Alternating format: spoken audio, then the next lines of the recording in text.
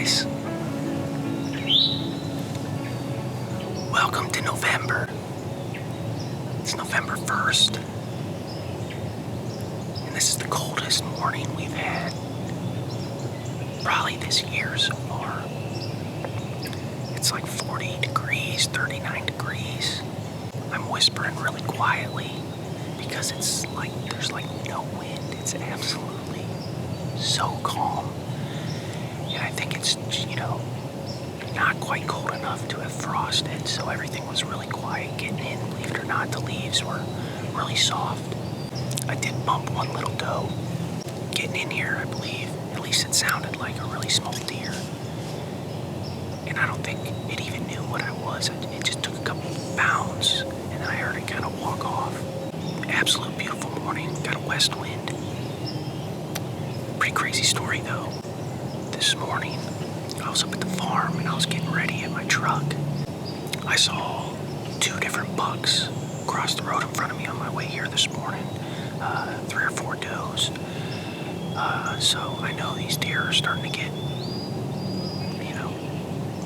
little ornery, I guess. But as I'm sitting there getting ready, a car drives by and I hear, oh! And the car just kept going. So I assumed the person was fine. A doe just comes running right across the front yard of the farmhouse and between the barns right past me.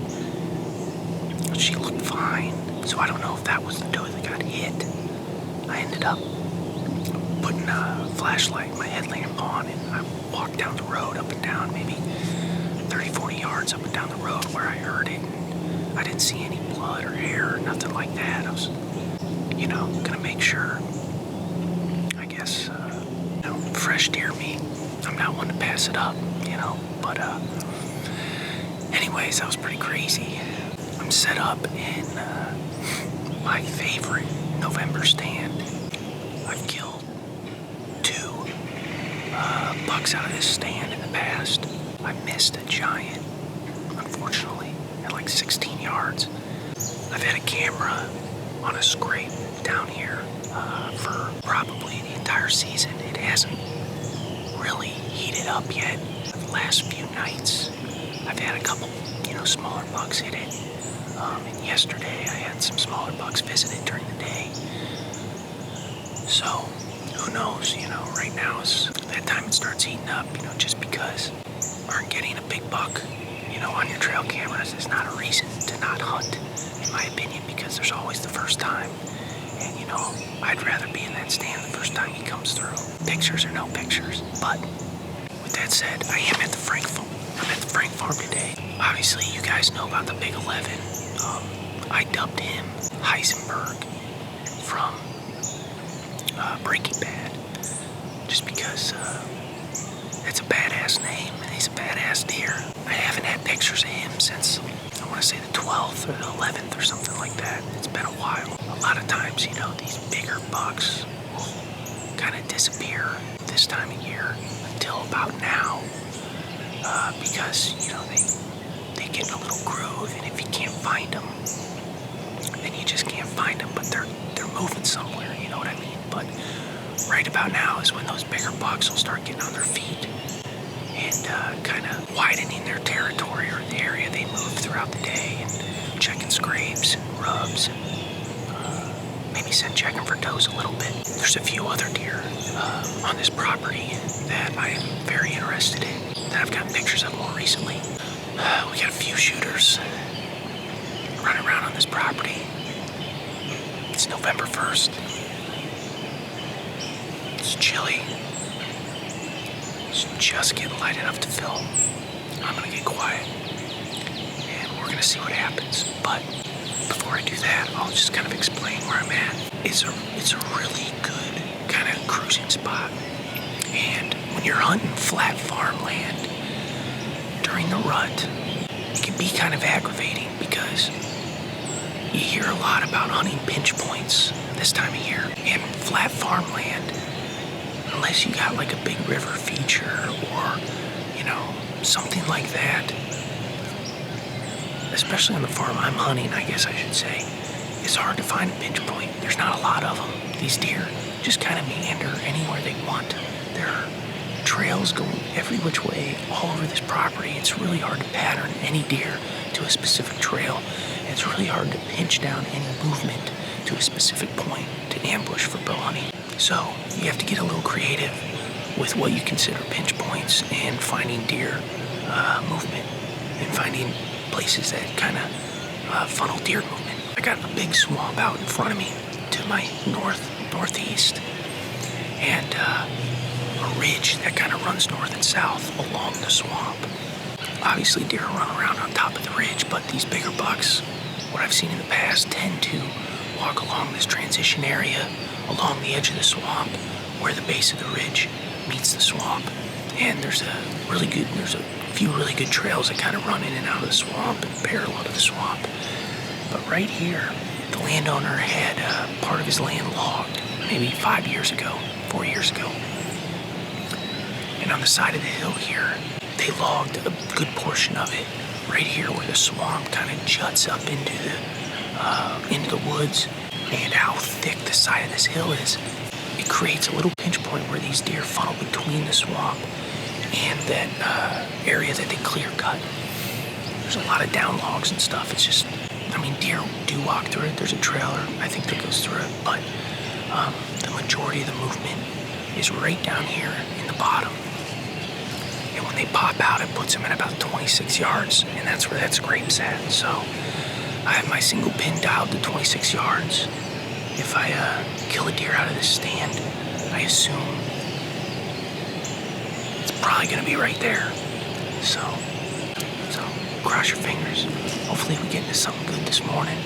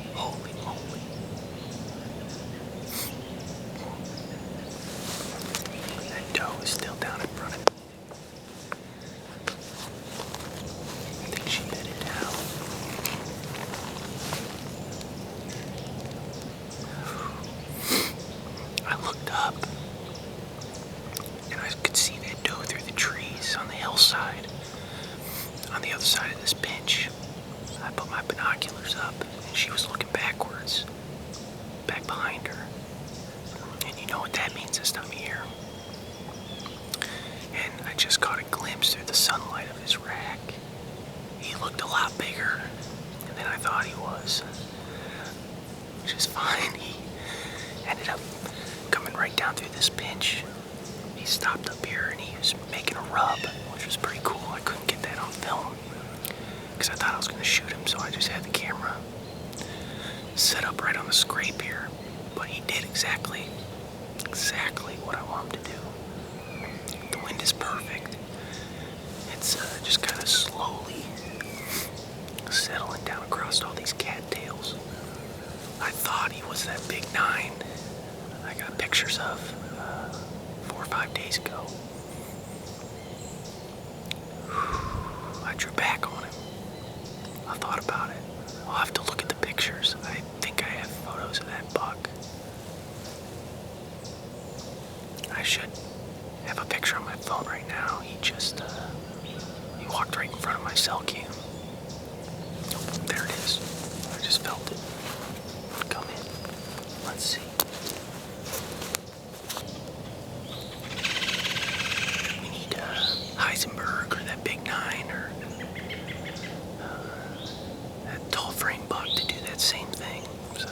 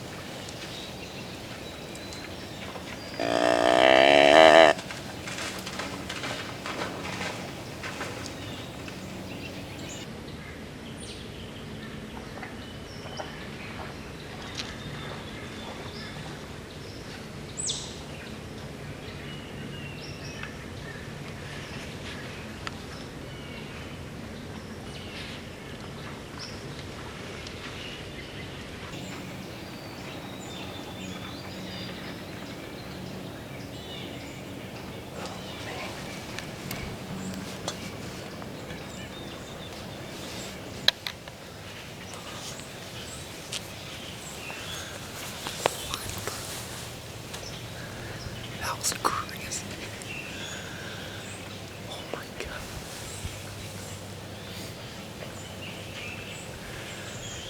That was a big mature buck. Freaking horse, man. I had him at 42 yards, right in this little gap. And you know, if everything was perfect,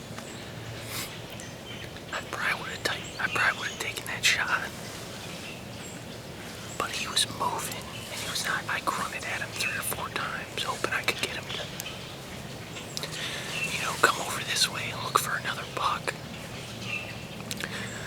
But he was locked onto that doe, man. And that was a big mature doe too.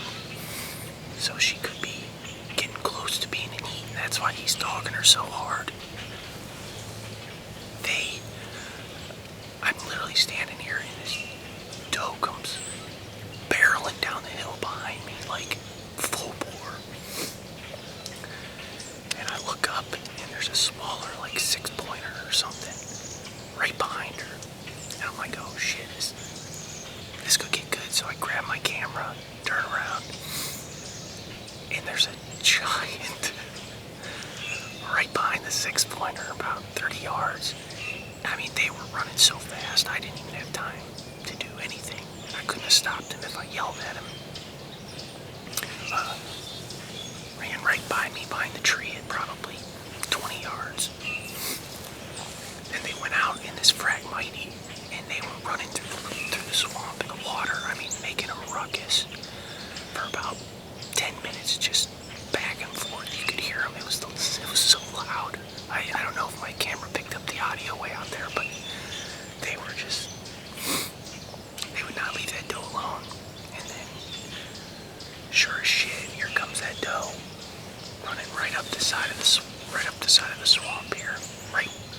steps away that little buck went this morning.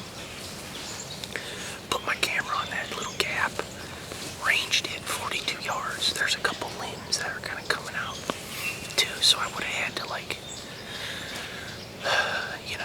thread the needle on a buck that is moving really quick. He would have been really hard to stop. He stopped for a second, but I just didn't feel comfortable with that shot. I like to keep him 30 yards and in. I feel really confident, but 42 yards at a deer that's chasing a doe is pretty far.